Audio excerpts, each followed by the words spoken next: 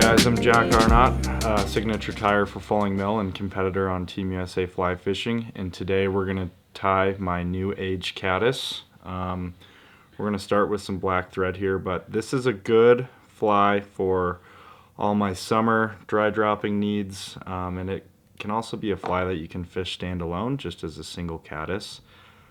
I originally made this caddis for guiding clients in the summer. It was something they could see, and it could also hold up a lot of nymphs that were pretty heavy, and it just transitioned into my competition boxes, and it's been a caddis that I've fished for many years without fail. For the body color, caddis come in all sorts of colors and sizes. Here in Colorado, I see a lot of tans and dark grays and even blacks. So early spring, I usually start with tan, and that's going to be using the Falling Mill Ultra Dry Dub in a tan. It takes to floatants really well, and it's super buggy.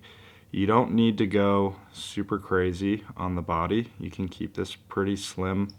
I know a lot of people that have seen caddis out on the river have seen that the wings really overshadow the fly in general, and the body does stay pretty slim. So we're gonna just make a nice little dubbing noodle and dub that up about 3/4 of the way up the hook here, and then it's time for our wings. So okay, so I have a single strand of tan ultra dry yarn, and then I'm gonna grab another strand of, I believe this is the brown ultra dry yarn, and I'm gonna lay 2 strands down on top of that, so it'll be a 2-to-1 ratio there.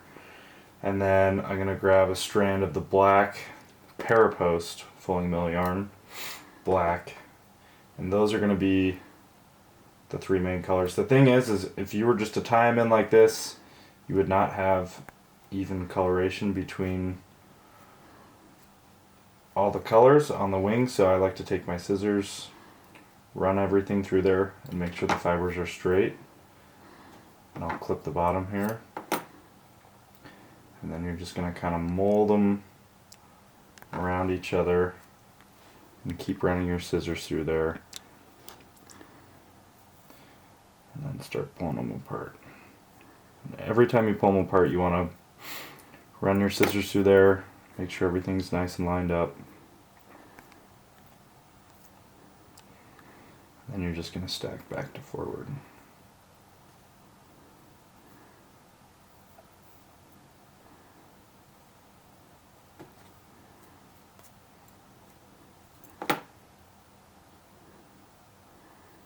Obviously, caddis wings can come in a lot of different colors too. We have a blend I'm using here which is brown, black, and tan. I find that it's good to have a range of colors, but for me this is the color that does the best throughout the year, and it also lets light come through the wings, which I think is super important for fish to see.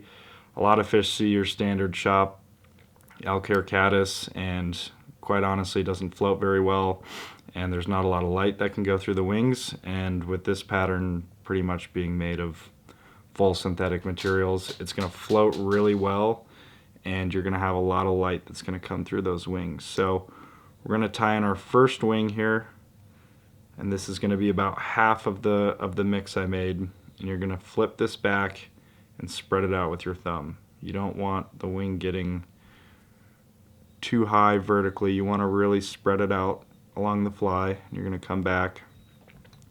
And in terms of where to clip it, I like to clip my wing just behind the bend of the hook.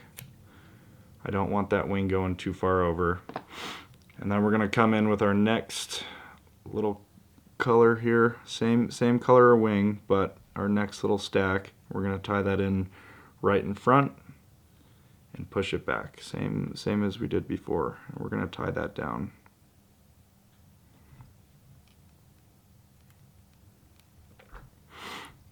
Okay, and I'll use this fly primarily to hold up nymphs, but when I am just trying to fish a single caddis, I will tone this wing down just a little bit and not have it as bushy.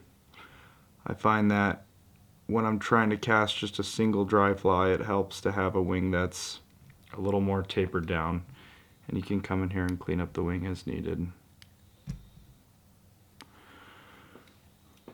For our next step here, we're going to do chartreuse ultra dry yarn. This color for me is the best for viewing pleasure. You can use pinks, you can use oranges, you can use, quite honestly, whatever you want, but chartreuse for me is a color that I can see especially well in low light. And we're going to double these up. So the next step is to make thread dams behind each material here. And then we're going to give it a loose wrap and then go in with our super glue to make sure everything's secure.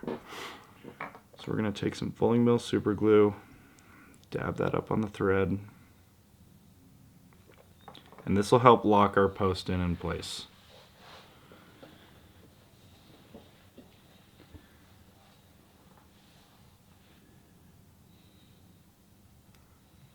And this front end of the fly is what's going to hold up, if you're dry dropping with this, this is what's going to hold up pretty much the weight of your fly. So I like to really make sure that this is secure, and it's not going to roll over the hook.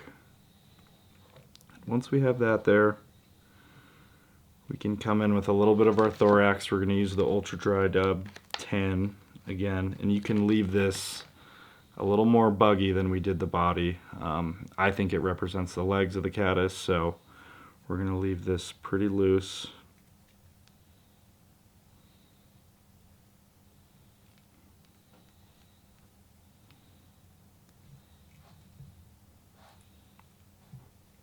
And then we're going to dub on our CDC. So for CDC, you can tie in the tip of the feather or the stem. I find that is not as durable as if we put this in a dubbing loop. So I'm just going to grab 2 feathers of equal size. I'm going to try and match them up and pull out probably about half a feather worth of CDC and put this into a dubbing loop.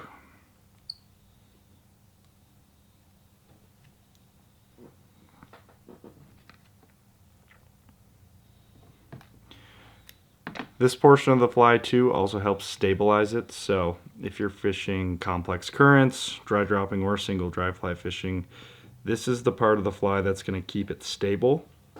It's not going to get blown around in the wind, but it's going to ride and track super true throughout the water. So once I put this CDC in, we're going to twist it up and then wrap it around the post we made. And you can put them in long, that's fine. They can always be trimmed down. If you put them in too short, you're going to have to do it again. But I'm going to put these in here, and I'm going to leave a little bit of buffer from the thread to the CDC. I think that helps build a little bit of body going around the post we made here.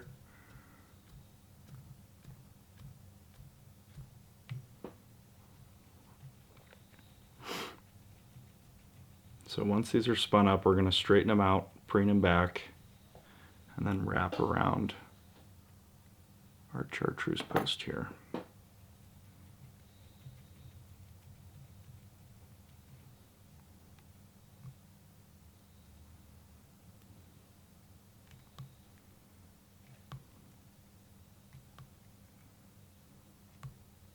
It's going to get a little messy, but we can always clean it up.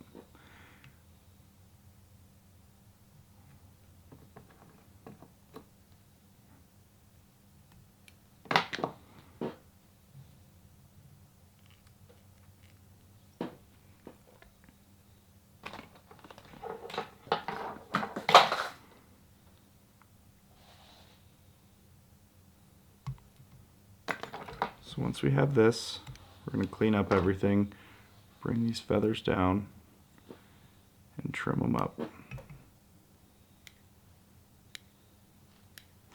And then when we clip the post, I like to keep it about wing height. You can keep them long, you can keep them short.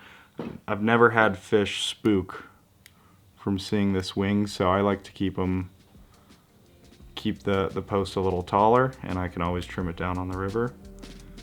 And then you can smash this down, and that's the new Age Caddis.